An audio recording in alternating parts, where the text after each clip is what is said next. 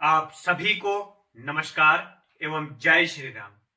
आज हम बात करेंगे कि भारत का नववर्ष चैत शुक्ल पक्ष प्रतिपदा को होता है, परंतु उस ऐतिहासिक और बदलते हुए प्रतीक के दिन के स्थान पर 1 जनवरी को क्यों मनाया जाता है।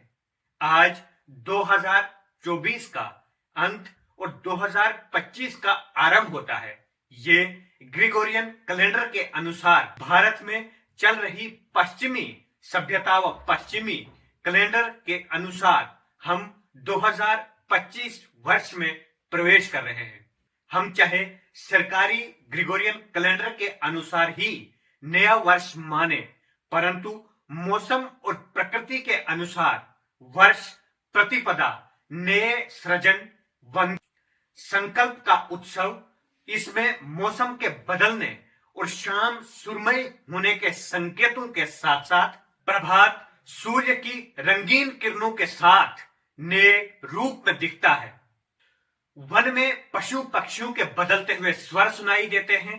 पेड़ पौधों में हरियाली, खेतों में बदलते प्रकृति के रूप नए आरंभ के संकेत देते हैं। यदि आपसे कोई पूछे कि अंग्रेजी नववर्ष 1 जनवरी के क्या कारण है, प्रकृति के संबंध से कोई कारण दिखेगा या आपसे कोई कारण पूछेगा तो इसका आपके पास कोई उदाहरण नहीं मिलेगा।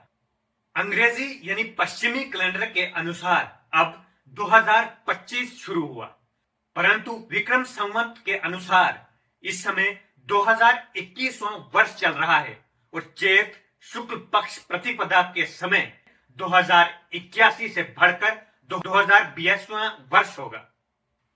वर्ष 1982 में रोम में ग्रिगोरियन कैलेंडर को अपनाया गया तो हमारी संस्कृति धीरे धीरे कमजोरी पकड़ने लगी।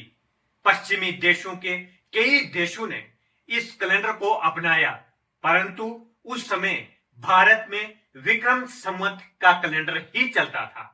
परंतु आगे चलकर धीरे धीरे भारत में भी इसका प्रभाव पड़ा और भारत में भी ग्रिगोरियन कैलेंडर को ही मान्यता दी गई। परंतु ग्रिगोरियन कैलेंडर का वजूद न मौसम से है, न प्रकृति से और न ही त्योहारों से है।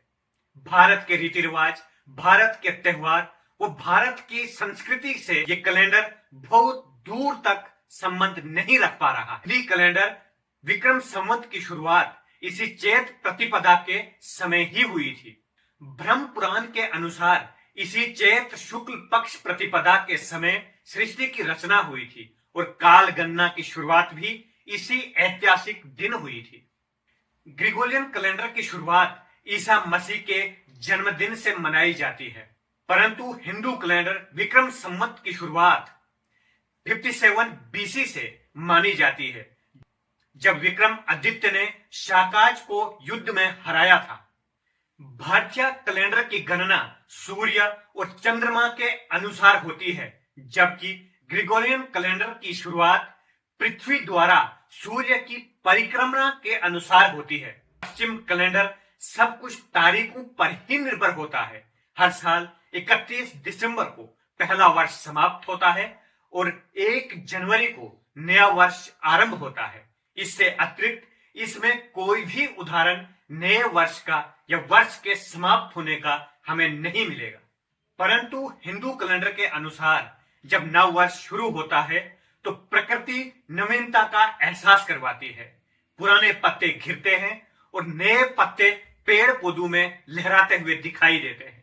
प्रकृति नए श्रृंगार की तैयारी में होती है। लाल, पीले, सफेद, गुलाब फूल जब लहराते हैं, पेड़ पौधों में हरियाली और धरती में बदलाव के स्वर दिखाई देते हैं। नदी नालों में बदलाव के स्वरों के संकेतों के साथ नए वर्ष का न केवल आरंभ होता है बल्कि नवीनता का अनुभव भी होता है।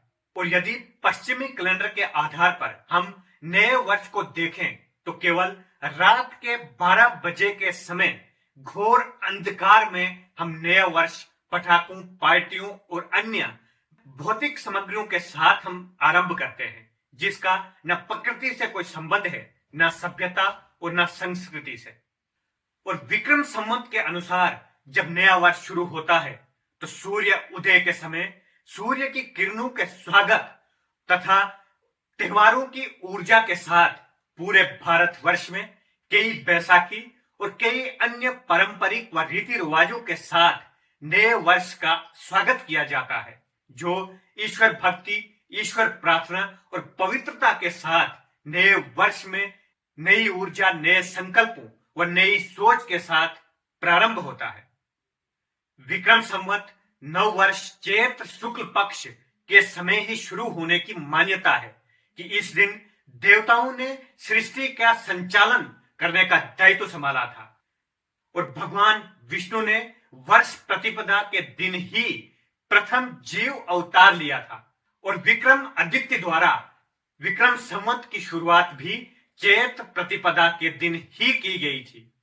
भारतीय राष्ट्रीय पंचांग इसी दिन से शुरू होता था। इसी दिन महर्षि दयानंद ने आर्य समाज की स्थापना की थी और सिख परंपरा के दूसरे गुरु अंगद देव जी का जन्म चैत्र शुक्ल पक्ष प्रतिपदा के दिन ही हुआ था। और यदि ग्रेगोरियन कैलेंडर में आप देखें तो प्रकृति का कोई भी उदाहरण हमें नहीं मिलेगा। आज हमें भारतीय संस्कृति पर एक और घात की जानकारी के बाद यह आश्चर्य होगा कि नवंबर 1952 में वैज्ञानिक और औद्योगिक परिषद द्वारा पंचांग सुधार समिति का गठन किया। इस समिति का यह कारण था कि हमारा ऑफिशियल कैलेंडर, भारत का ऑफिशियल कैलेंडर क्या होगा, और इस समिति को जिम्मेवारी दी गई कि वो एक रिपोर्ट तैयार करें जिसमें यह बताएं कि भारत का ऑफिशियल कैलेंडर क्या होना चाहिए। और इस कमेटी ने 1955 में अपनी रिपोर्ट सौंपी। इस रिपोर्ट में यह बताया गया कि भारत का ऑफिशियल कैलेंडर विक्रम संवत के अनुसार ही होना चाहिए, परंतु तत्कालीन प्रधानमंत्री पंडित जवाहरलाल नेहरू ने अपना आदेश जारी किया और उसमें उन्होंने निर्देश दिया कि ग्रेगोरियन कैलेंडर यानी पश्चिमी कैलेंडर जनवरी फरवरी वाला कैलेंडर ही लगाया जाए। उसी अनुसार भारत का कामकाज सरकारी दफ्तरों में व अन्य कामकाज जो भारत में होगा, जो तिथियां तारीखें तय होंगी, वो पश्चिमी कैलेंडर के आधार पर ही चलेंगी और भारत भी अपना नव वर्ष तब ही मनाएगा जब पश्चिमी देश मनाएंगे। इसलिए पश्चिमी देशों के आधार पर हमारा कैलेंडर तय हुआ और हमारे प्राचीन भारत का सांस्कृतिक, आध्यात्मिक, वैज्ञानिक जो विक्रम संवत वाला कैलेंडर था उसको रद्द किया गया। यदि तत्कालीन प्रधानमंत्री पंडित जवाहरलाल ने इस समिति की रिपोर्ट मानी होती तो आज हम विक्रम संवत के अनुसार ही चैत्र शुक्ल पक्ष प्रतिपदा के दिन अपना नववर्ष मनाते और हमारे 12 महीने भी उसी अनुसार होते। भारतीय पंचांग के अनुसार हिंदू कैलेंडर में 12 माह होते हैं। इन्हें चंद्रमास के नाम से भी जाना जाता है। इन महीनों के नाम आकाश मंडल में स्थित 27 नक्षत्रों में से 12 नक्षत्र के नाम पर ही रखे गए हैं, जो वैज्ञानिक और सांस्कृतिक परंपराओं के अनुसार सिद्ध होते हैं। जिस महीने को पूर्णमासी को चंद्रमा जिस नक्षत्र में होता है, उसी नक्षत्र के नाम पर उस मास का नाम रखा गया है, इसलिए ये चंद्रमास के नाम से भी कहलाते हैं। जब चंद्रमा चित्रा नक्षत्र में होता है तो उस समय चैत्र मास आरंभ होता है। जब चंद्रमा विशाखा नक्षत्र में होता है तो तब वैशाख के नाम से महीना शुरू होता है। जब चंद्रमा ज्येष्ठा नक्षत्र में होता है तो ज्येष्ठ शुरू होता है। जब चंद्रमा अष्टा नक्षत्र में होता है तो अष्ट, और जब चंद्रमा श्रवण नक्षत्र में होता है तो श्रवण महीना कहलाया जाता है। जब चंद्रमा भद्रपद नक्षत्र में होता है तो भाद्रो, और जब अश्विनी नक्षत्र में होता है तो अश्विन नाम से महीना जाना जाता है। चंद्रमा कार्तिक नक्षत्र में होता है तो कार्तिक, और जब मृगशिरा नक्षत्र में होता है तो मृगशीर्ष के नाम से महीना जाना जाता है। जब पुषा नक्षत्र में होता है तो पौष, और जब मघा नक्षत्र में होता है तो माघ महीने के नाम से हम सब उसे पुकारते हैं। और अंत में जब चंद्रमा फाल्गुनी नक्षत्र में प्रवेश करता है तो फाल्गुन नाम से महीना जाना जाता है। इसलिए इन 12 नक्षत्रों के आधार पर ही महीनों के नाम रखे गए हैं, जो सांस्कृतिक, आध्यात्मिक और वैज्ञानिक तौर पर से सिद्ध होते हैं। और यदि हम अंग्रेजी महीनों के नामों की बात करें कि उनके नाम किस आधार पर रखे गए, तो प्रकृति या नक्षत्र या किसी भी प्रमाण में आप कहीं नहीं देख पाएंगे कि उनके नाम किस कारण रखे गए। केवल पश्चिमी देशों के कुछ लोगों के नाम पर ही अंग्रेजी महीनों के नाम रखे गए, जैसे जनवरी और फरवरी फेब्रा के नाम पर रखा गया।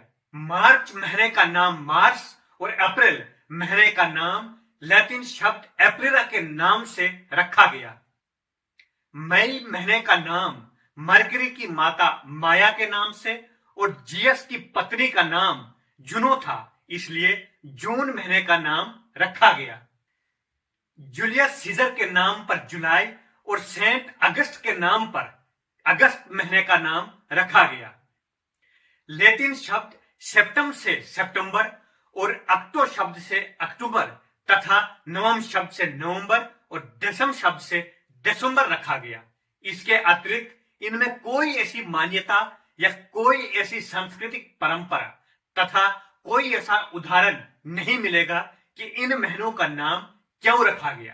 परंतु हमें अफसोस तथा विडंबना हमारी यह है कि आज हमें इन विदेशी लोगों के नाम पर ही महीनों के नाम पुकारे जाते हैं और पश्चिमी देशों के आधार पर ही नववर्ष मनाया जाता है, जिससे पूरे देश में पूरी संस्कृति, भारतीय सभ्यता और भारतीय दर्शन के आधार पर जो हमारे परंपराएं हैं, जो हमारे नववर्ष के प्रतीक है, जो हमारे चंद्रमा के नक्षत्र के प्रतीकों से महीनों के नाम रखे गए, उनको कोई सरकारी मान्यता नहीं दी गई। भारतीय सांस्कृतिक पंचांग की महान रचना जो चंद्रमा के नक्षत्र यानी चंद्रमा किस नक्षत्र में हो उसके आधार पर रखी गई थी। जो प्राकृतिक है और प्रकृति की अद्भुत क्रिया कोई आज की नहीं है, जो प्राचीन है, उसे भूलकर हमें पश्चिम की असभ्य रीतियों को अपनाना पड़ा। आज भारत के कई लोग इस तथ्य से अवगत नहीं है कि भारतीय संस्कृति क्या है, भारतीय संस्कार क्या है। परंतु अच्छी बात यह है कि कोई भी शुभ कार्य करने के लिए आज भी समाज का हर वर्ग भारतीय काल गणना का ही सहारा लेता है। चाहे वो गृह प्रवेश का कार्यक्रम हो या वैवाहिक कार्यक्रम हो, हम भारतीय पंचांग के आधार पर ही तिथियां व समय देखते हैं। इस प्रकार हमारे त्योहार भी प्राकृतिक और ग्रह नक्षत्रों के आधार पर ही होते हैं। इसलिए यह सिद्ध हो जाता है कि वर्ष प्रतिपदा पूर्णतया वैज्ञानिक और प्राकृतिक नववर्ष है। इसे विडंबना ही कहा जाएगा कि हमारी युवा पीढ़ी अपने राष्ट्रीय स्वाभिमान के सर्वोत्कृष्ट प्रतीक और विशिष्ट वैज्ञानिक भारतीय नववर्ष की गौरव में गरिमा से अनभिज्ञ है। इसके पीछे है देशवासियों की गुलाम मानसिकता, जो स्वाधीन भारत के समय ही भारतवासियों के हृदय में बसाई गई कि भारत की संस्कृति हीन है। भारत 15 अगस्त 1947 को आजाद हुआ, परंतु गुलामी की मानसिकता आज तक हम पर छाई हुई है। इसका कारण यह है कि अंग्रेजों ने जाते जाते हमारे मन में यह हीन भावना डाल दी कि भारतीय संस्कृति तुच्छ है। स्वाधीन भारत के समय नवनिर्माण के स्थान पर पुनर्निर्माण के आधार पर नीतियां बननी चाहिए, जिसमें हमारी शिक्षा व्यवस्था को विध्वंस किया गया, हमारी सांस्कृतिक परंपराओं पर प्रहार हुआ। जिन सांस्कृतिक परंपराओं के आधार पर भारत विश्व गुरु कहलाया जाता था, भारत विश्व का मार्गदर्शन करता था, उस स्थान पर भारत ने पश्चिमी देशों के आधार पर अपनी राष्ट्रीय नीतियां बनाई, राष्ट्रीय परंपराएं बनाई, जिस कारण आज 2025 तक भी हम गुलामी की मानसिकता में ही जूझ रहे हैं। इसलिए मेरा आप सभी से आग्रह है कि हमें अपनी गौरवमय गाथा व भारत के गौरवशाली इतिहास के बारे में पूर्णतया जानकारी होनी चाहिए, जिससे हम आने वाली पीढ़ी को भी इस बात के लिए प्रेरित कर सकें कि भारत एक ऐसा राष्ट्र है, एक ऐसी सभ्यता है जो दुनिया का मार्गदर्शन करती है। इन्हीं शुभकामनाओं के साथ आप सभी का बहुत बहुत धन्यवाद। जय हिंद, जय भारत, जय श्री राम।